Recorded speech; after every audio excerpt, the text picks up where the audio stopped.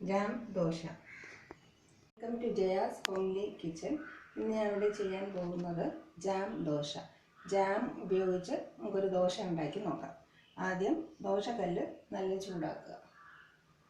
ഞാനിവിടെ ഇരുമ്പിൻ്റെ ദോശക്കല്ലാണ് ഉപയോഗിക്കുന്നത്. നോൺ സ്റ്റിക്കിനേക്കാളും ഇരുമ്പ് ദോശക്കല്ല് ഉപയോഗിക്കുന്ന ദോശയ്ക്ക് സ്വാദും മണവും കൂടുതലായിരിക്കും. നമുക്ക് ചെയ്ത് നോക്കാം.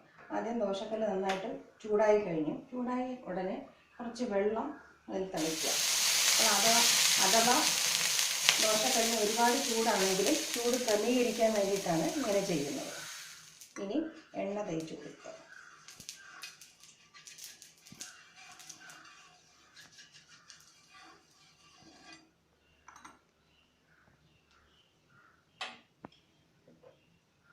ഇനി ദോശമാവ് ഒഴിക്കാം.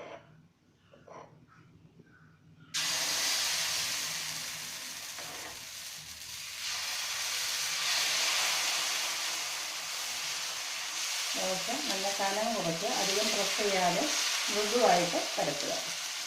സർക്കിൾസായിട്ട് അകത്തു നിന്നും പുറത്തോട്ട് പരത്തിക്കൊണ്ടുവരിക. ഇനി ഫ്ലെയിം കുറച്ച് കൂട്ടി കൊടുക്കാം. ദോശ ഒന്ന് കളർ ചേഞ്ച് ചെയ്ത് തുടങ്ങുമ്പോൾ മാത്രമേ ഓയിലോ ബട്ടറോ എന്തെങ്കിലും അപ്ലൈ ചെയ്യാൻ പാടുള്ളൂ. എന്നാൽ മാത്രമേ ദോശയ്ക്ക് ക്രിസ്പിനെസ് ഉണ്ടായിരിക്കത്തുള്ളൂ. നിറം മാറി തുടങ്ങി. ബട്ടർ തേച്ച് കൊടുക്കുക.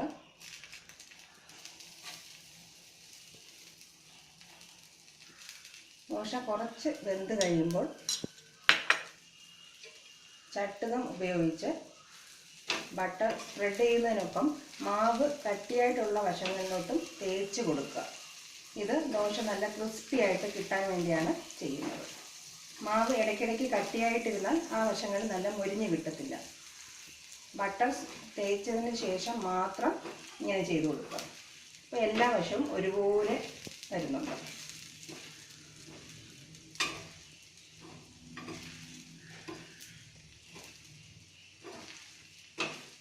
ഇനി ഒരു 10-20 സെക്കൻഡ് ഇങ്ങനെ തന്നെ വേകാനായിട്ട് അനുവദിക്കുക. അതിനു മുമ്പ് ജാം നന്നായിട്ട് ബീറ്റ് ചെയ്ത് സോഫ്റ്റ് ചെയ്ത് വയ്ക്കുക. ഞാനിവിടെ ഉപയോഗിക്കുന്നത് പൈനാപ്പിൾ ജാമാണ്. നിങ്ങൾക്ക് കുട്ടികൾക്ക് ഇഷ്ടമുള്ള ഏത് ഫ്ലേവർ ജാമും ഇതിനായിട്ട് ഉപയോഗിക്കാം. ജാം ഒരു സ്പൂൺ എടുക്കുക. ദോശയുടെ ഒരു സൈഡിൽ മാത്രം സ്പ്രെഡ് ചെയ്ത് കൊടുക്കുക. ഏകദേശം പകുതിയിൽ മാത്രം സ്പ്രെഡ് ചെയ്താൽ മതിയാകും. മധുരം കൂടുതൽ ഇഷ്ടമുള്ള കുട്ടികൾക്ക് കൂടുതൽ തേക്കുക. കുറവ് മതി എന്നുള്ളവർക്ക് കുറച്ച് ഉപയോഗിച്ചാൽ മതി. ഈവനായിട്ട് സ്പ്രെഡ് ചെയ്യുക. എല്ലാ സ്ഥലത്തും അതിൻ്റെ ഫ്ലേവർ കിട്ടുന്ന രീതിയിൽ ദോശയുടെ പകുതി ഭാഗം നന്നായിട്ട് ജാം കൊണ്ട് സ്പ്രെഡ് ചെയ്യുക.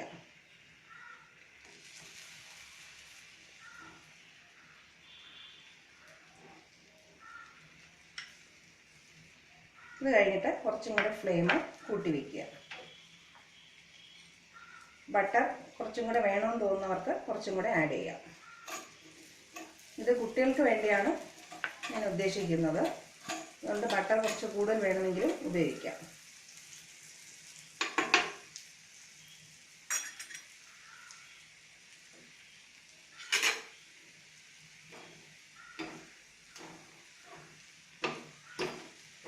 ബട്ടറും ജാമും കൂടെ മിക്സായി ദോശ ഏകദേശം മൊരിഞ്ഞ് വരുന്നുണ്ട്. വേണമെങ്കിൽ ശകലം ഫ്ലെയിം കൂട്ടാം.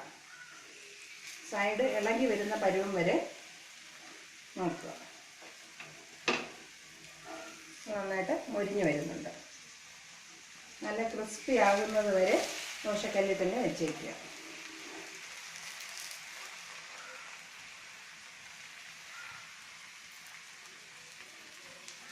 ഇനി ഒരു വശമെടുത്ത്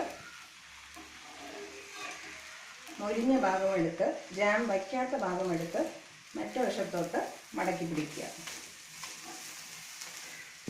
ഇനി ഫ്ലെയിം നന്നായിട്ട് കുറയ്ക്കുക. ഇപ്പോൾ ജാം ദോശ തയ്യാറായി കഴിഞ്ഞു. വേണമെങ്കിൽ 1-2 മിനിറ്റും കൂടെ ഇട്ട് രണ്ട് സൈഡും മൂപ്പിച്ചെടുക്കാം. ഇത് ഞാനിവിടെ ഇൻസ്റ്റൻ്റ് ആയിട്ടുള്ള ജാമാണ് ഉപയോഗിക്കുന്നത്. ഹോം മെയ്ഡ് ജാം വേണമെങ്കിൽ ഉപയോഗിക്കാം. കുറച്ചും കൂടെ സ്വാദായിരിക്കും. ഇപ്പോൾ ജാം ദോശ തയ്യാറായി.